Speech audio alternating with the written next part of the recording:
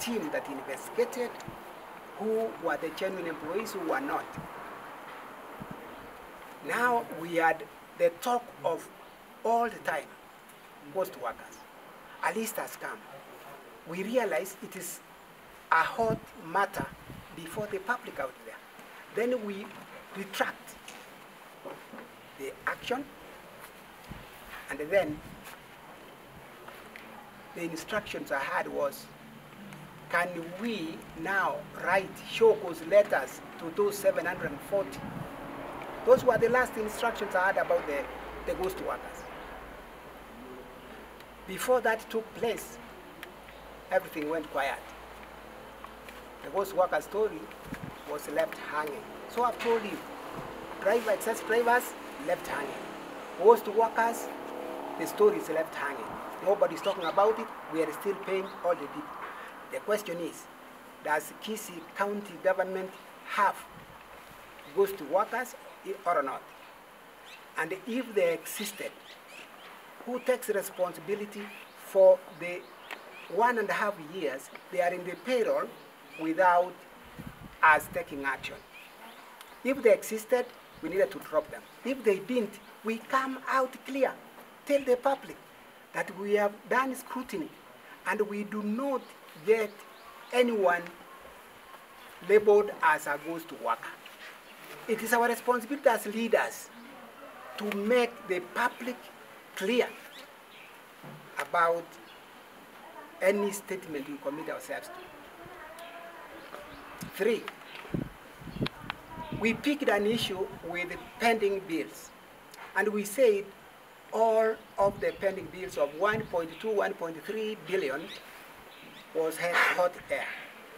Then we embarked on a team to audit the pending bills. Who did their job, concluded, gave us the genuine pending bills to be paid and the eligible pending bills to be paid, ineligible bills for further investigation, and the others to be dropped from any kind of payment or any kind of negotiation. Now, the committee we created to investigate gave us a report in public at the study. We have been at the point of paying, not paying. We had set aside 231 million to pay the eligible pending bills. And that may be around May last year. And so we allocated money to this business, 201 million, yet to date we have been able to spend or pay to a tune of 112 million.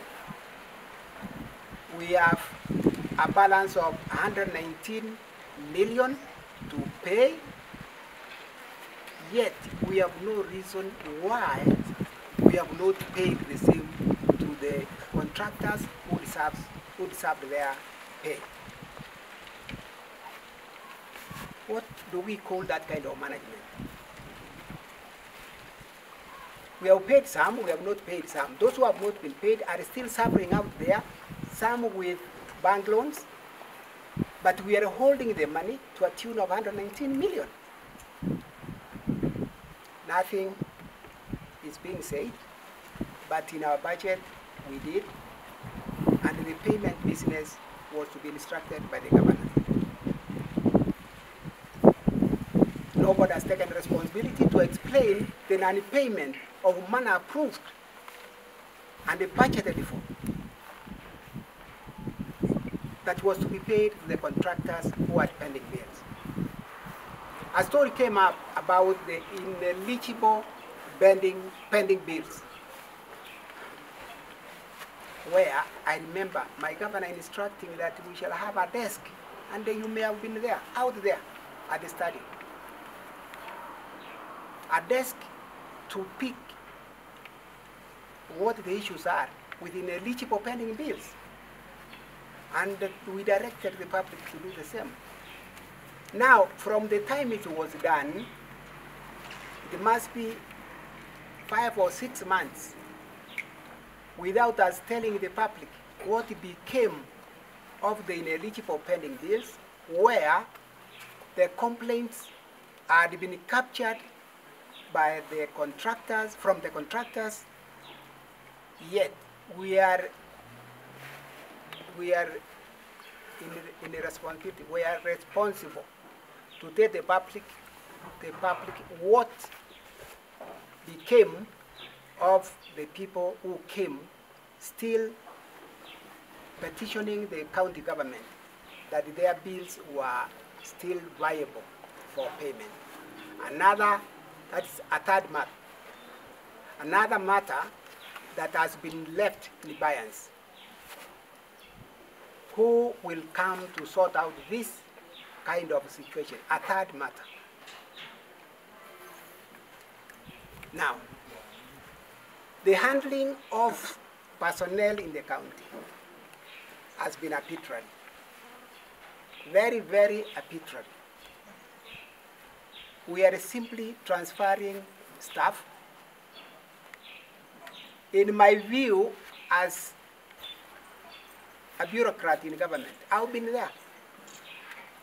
I've been a civil servant. You cannot be transferring people today, tomorrow, the day after. You go to station A, you go to B, you go to Z, you are still moving. And there is nothing good that forms the reasons for your being moved. How does that movement add value to the performance of service provision? How does it improve service provision? It's not about whom I like, whom I hate, whom I don't like, whose son are you, whose daughter are you, so that you must be, the intentions are move them as much as possible. Let the transfers be as punitive as they may be, so that people know we are in power. Power is supposed to be exercised for the good of the people you administer. Fourth, our year one in government, we had an allocation in the budget where governments are supposed to be rated on resource absorption. It's a factor considered in government. How are you performing? Resource absorption is a factor. And in Kisii County, we only managed, in the first financial year, we only managed to absorb resources to a tune where we were number 47 out of 47 counties, meaning we did poorly. We did not absorb our resources. We left it out over 2 billion created for or allocated to Kisii County for spending in that financial year. We didn't do that.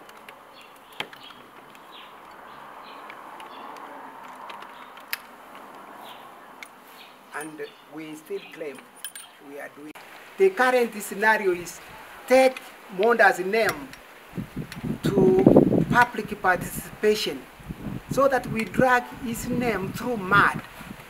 And everybody will hear Monda is so bad because it will be a campaign time to campaign against Monda. So that when it comes to the house, everybody will carry it. I've called you here as the media houses. You work in Kisii. And I know you are aware where I want to be here. That many things have been unfolding here in Kisii in the recent past. Basically,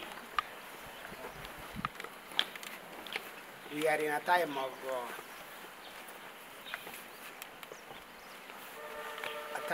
of fights and wars in government. Kisii county is in the time of wars in government. Over the last 1.5 years now since we formed the government, myself as deputy to the governor Simba Arati, we have lived in a time that doesn't seem to make the county grow. The events of the last few days, the story of the impeachment of the deputy governor of Kisii, who is my son. Of course, those who do not know me, I'm the Honorable Dr. Robert Monda. Impeachment of the deputy governor is simply coming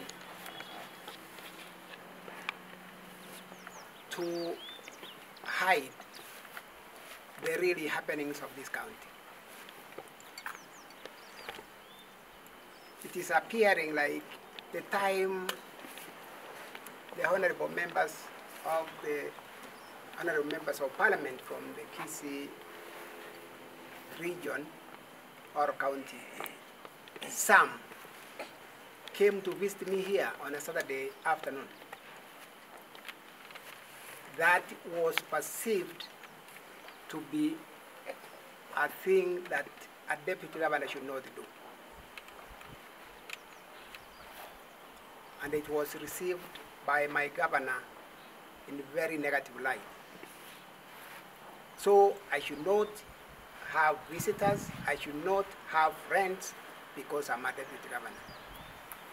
Onyonga is an ODM with me and the honorable governor. Manduku also was here, is in ODM together with me. Donya is in the Azimio. We had friends from the UDA, the chief whip, the Honorable Soro, and the Honorable Chafet Nyakundi from Kitutu Chache North, and some handful of MCAs. I live a life, I'm a social being who must be visited in politics or out of politics. Our partnership with the Governor Simba does not have an arrangement where I'll exclude my relatives, my friends, and everyone else out of my life because I'm deputy governor. That became a bad thing. Next, I was invited to a fundraising in Ramasha a few days ago. I went to Ramasha SDA Church, invited by the Honorable Boss Mairura and the area MP, Honorable Daniel Manduku. When we go to that function, it is seen. You can't go to fundraise with people perceived to be enemies to the governor. And the biggest enemy in that function was the CS, Honorable Machovu. This is another sin. I went to another function the next day to fundraise for the Catholic Church at Riatrimba, where the host was Honorable Machovu, the CS himself. While we were there, we gave our contribution. My governor, the Honorable Simba Arati, sent his contribution of 100,000. So all of us, including the governor, were in that fundraising. Representatives, when you send anyone, you participated in that fundraising. But that became sin. And it is what is being implied to be a reason for impeachment. The next day, Sunday, already people were generating an impeachment motion in Nairobi, where the governor was. They came down to Kisii the next day, Monday. Already MCS, without being explained what the motion was all about, some MCS were already on the signing of the list of people supporting the motion. The next day was a notice of motion to the County Assembly of Kisii. Now, yesterday, you know what it was. There was a mover on the floor who moved the impeachment motion of the Deputy Governor of Kisii. I've seen the grounds now. I remained quiet from the time the notice of motion was given until yesterday when the real accusations were put across on the floor of the House. I now have an idea. As we speak now, the Speaker and the Clerk of the Kisii County Assembly have not been able to serve me with the papers associated with the impeachment. That is a requirement by law. It's not a favor, nor is it that I should go begging for those documents. I should be served. It's law. I am supposed to prepare myself for a response to the accusations. I'm sure you have heard, you are from the media houses, you have heard the kind of debate that has ensued since the tabling yesterday. You have seen the accusations. I want simply to say to you as the Fourth Estate, I'm ready and equal to the issues that are raised. I will respond and have them behind me, all of them. There's nowhere in the country where you'll be debating a matter between a brother and a brother in the assembly. If there was anything sensible for the assembly to discuss, I'm saying if I arrest my brother for going into my tree chamber, cut them, split them into timber to sell, I find it is wrong if I carried a panga to cut him. That's unlawful. Arresting him by the police is what is law, so that the law takes its course. Is it afraid that he's innocent or is convicted for the wrongdoing? What is the business of the House of the Kisii County Assembly in such a matter? If anybody was to discuss it, possibly be behind the chiefs, behind the police, it would be the chief and the village elder. Does it require a house for legislation coming to discuss this kind of thing? Who invited them? Who is the petitioner? If there was a petition, I'll wait to see if that petition will be part of the documents that will be handed over to me when the assembly gives me the papers. In all the matters they have raised, there are three. I want to see the petitioners. Who are they and what is the petition? 3, I will tell the House again and tell even the country that if my brother again goes back to those trees and cut more, I will arrest him again and again. It is not the business of the House to manage my life in my home. Their business to do legislation, and if they are doing oversight, let them do oversight according to the procedures laid down by this country, the laws of this country. I don't get scared of anything. I've never been labeled with attack. I've never had attack of corruption in my life. It is only this time that is coming into my history. Corruption. I have sufficient answers, and it is the responsibility of the holders of this motion to ensure they have a case to prosecute. I'll only tell you as the Fourth Estate and the Kenyans, the Kisii people at large. I don't have an accusation there that will stand the test of time. This motion has been brought simply to cover the many, many challenges that we have in this county. And I call you here to let you know there are such issues that we have handled over the last 1.5 years. As Deputy Governor, I will raise any issues I see with my boss, the governor. I don't have to speak these kind of issues in public because I will be undermining the same government in which I serve. And so I've restrained myself over this period that I do not want to take part in undermining the government which I'm associated with. Now here they are.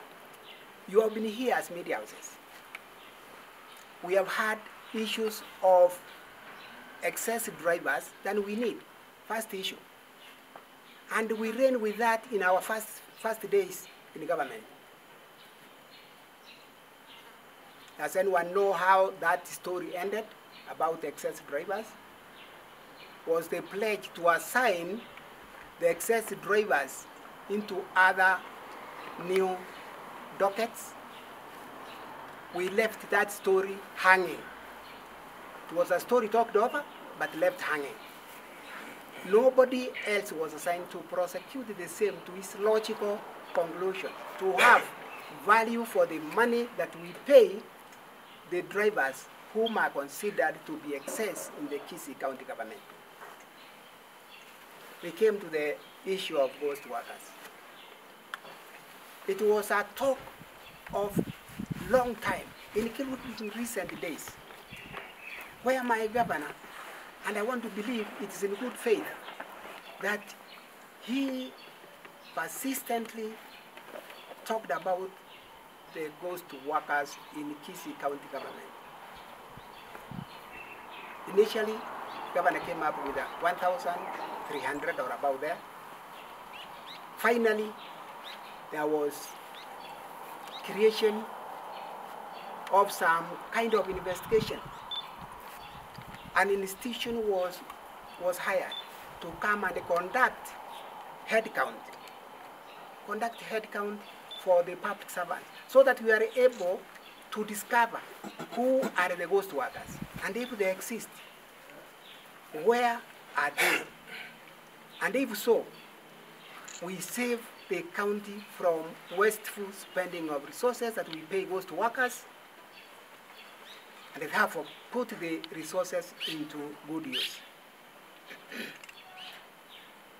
We followed this matter. The governor remained having information from the investigators